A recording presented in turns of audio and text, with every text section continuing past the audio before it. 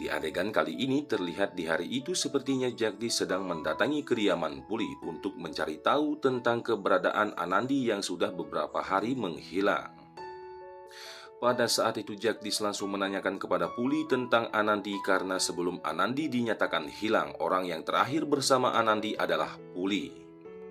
Di saat Puli akan mengatakan tentang yang sebenarnya kepada Jagdish, terlihat di sana ada seorang pria yang sedang menguping pembicaraan mereka. Kemudian Puli melihat pria itu dan ia kembali menutup mulutnya. Karena seorang pria yang sedang menguping pembicaraan mereka saat itu adalah salah satu komplotan para bandit yang sedang menyekap Anandi. Maka dari itu Puli sangat takut untuk memberitahukan kepada Jagdish bahwa Anandi sedang disekap di salah satu tempat oleh komplotan para bandit bayaran. Pada saat itu Puli bagaikan buah si malakama, namun di sebelah sisi ia sangat takut dengan semua ancaman para bandit yang akan melakukan hal yang buruk terhadap keluarganya jika dirinya berani membuka mulutnya di hadapan Jagdish. Merasa jika dirinya tidak mendapatkan informasi tentang Anandi, pada saat itu Jagdish langsung berpamitan bahwa ia akan segera pergi untuk melanjutkan pencariannya. Di saat Jagdish sedang berjalan di suatu tempat, tiba-tiba ada seorang anak kecil yang sedang berlari ke arah Jagdish. Kemudian anak itu meletakkan bingkisan kertas putih di tangannya. Merasa jika ada yang aneh dengan anak itu, di sana Jagdish segera membuka bingkisan yang diberikan kepadanya dan ternyata di dalam kertas itu ada sebuah petunjuk yang bisa membantunya untuk menemukan Anandi. Baiklah, sebelum kalian lanjut silahkan kalian pencet tombol subscribe-nya terlebih dahulu agar kalian semua tidak pernah ketinggalan cerita-cerita terbaru dari channel ini. Kemudian di malam harinya terlihat pada saat itu ada salah satu dari komplotan para bandit yang akan memberikan makanan untuk Anandi. Lalu Anandi mengatakan jika dirinya tidak mau makan, namun pria itu masih tetap memaksanya dan pada akhirnya makanan itu terjatuh. Ketika pria itu ingin menampar Anandi, di sana ada salah satu dari kawanannya yang menghalanginya. Lalu tak lama kemudian ada sebuah mobil yang datang ke sana. Terlihat di malam itu yang datang adalah bos besar para bandit yang menculik Anandi. Kemudian bos besar mereka segera pergi untuk melihat kondisi Anandi yang sedang berada di ruang sekap. Setelah melihat kondisi Anandi baik-baik saja di sana, ia segera pergi meninggalkan ruangan sekap itu. Kemudian ia meminta kepada anak buahnya untuk selalu menjaga Anandi agar ia tidak melarikan diri dari sana. Tujuan pria itu membayar para bandit untuk menculik Anandi hanyalah ingin balas dendam karena Anandi pernah mempermalukan putranya di depan semua orang. Terlihat pada saat itu ia kembali mengingat di waktu dirinya sedang mendatangi kediaman nenek Kalyani untuk meminta pertanggungjawaban atas perbuatan Anandi yang sudah berani mempermalukan putranya, namun kedatangannya tidak dihiraukan oleh nenek Kalyani. Maka dari itu ia sangat merasa kesal, lalu pria itu memutuskan bahwa dirinya akan menghancurkan keluarga nenek Kalyani dengan cara menculik Anandi. Kemudian mereka berdua segera pergi meninggalkan tempat itu. Setelah bos besar mereka sudah pergi, terlihat pada saat itu mereka bertiga sedang berpesta minuman keras. Kemudian ada salah satu dari kawanannya yang mengatakan bahwa dirinya akan pergi untuk membuang air kecil.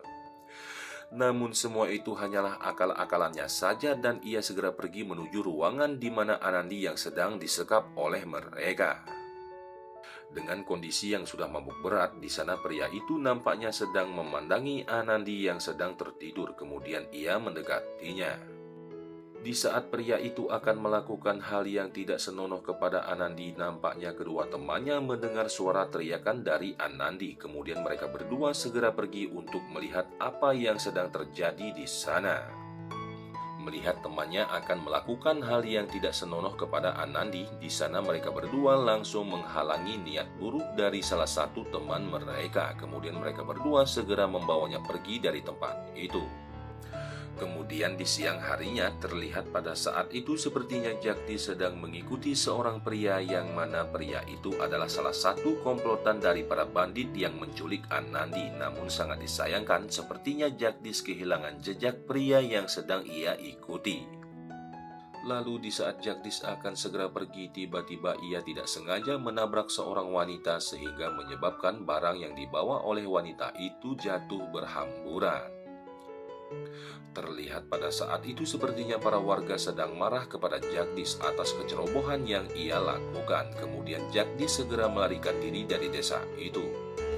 Sedangkan pada saat itu sepertinya Anandi sedang mencari cara agar dirinya bisa meloloskan diri, dan pada akhirnya Anandi berhasil melakukannya.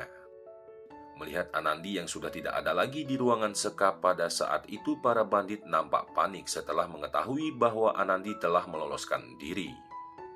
Terlihat pada saat itu Anandi sedang berlari melalui semak belukar demi untuk melarikan diri dari para bandit yang sedang mengejarnya.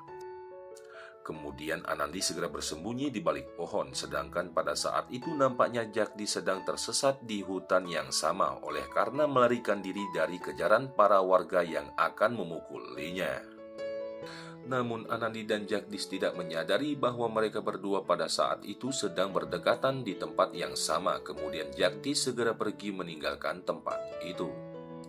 Setelah Jagdis sudah pergi, nampaknya Anandi akan melanjutkan perjalanannya. Namun sangat disayangkan pada saat itu para bandit berhasil kembali menangkapnya. Terlihat pada saat itu nampaknya Jagdis menemukan gelang kaki yang pernah ia berikan kepada Anandi, dan ia bertambah yakin bahwa Anandi ada di tempat itu. Pada saat itu sepertinya Jagdis sedang memperhatikan gerak-gerik para bandit yang sedang menjaga tempat penyekapan Anandi. Kemudian Jagdis mempunyai pikiran bahwa dirinya akan pergi ke apotik untuk membeli obat tidur, karena hanya dengan cara itulah ia bisa membebaskan Anandi dari tempat penyekapan itu. Setelah Jagdis sudah mendapatkan apa yang ia butuhkan, pada saat itu Jagdis diam-diam memasukkan obat tidur ke dalam minuman mereka. Lalu tak lama kemudian semua para bandit itu langsung tertidur pulas. Melihat para bandit sudah tidak sadarkan diri, di sana Jagdis segera membebaskan Anandi. Kemudian Jagdis langsung membawa Anandi pergi dari tempat itu. Setibanya mereka berdua di terminal, di sana Jagdis meminta tolong kepada Pak Supir agar memperbolehkan mereka untuk ikut bersamanya. Kemudian Anandi memberikan salah satu gelang emas yang sedang ia kenakan kepada Pak Supir sebagai bayaran mobil yang akan membawa mereka berdua pergi dari desa itu. Dan pada akhirnya Jagdis telah berhasil membebaskan Anandi dari tawanan para bandit bayaran itu. Kemudian Jagdis akan segera membawa Anandi kembali ke rumah keluarganya. Oke, cukup sekian dan terima kasih. Mimin akan pamit undur diri dan kita akan bertemu lagi di lain hari.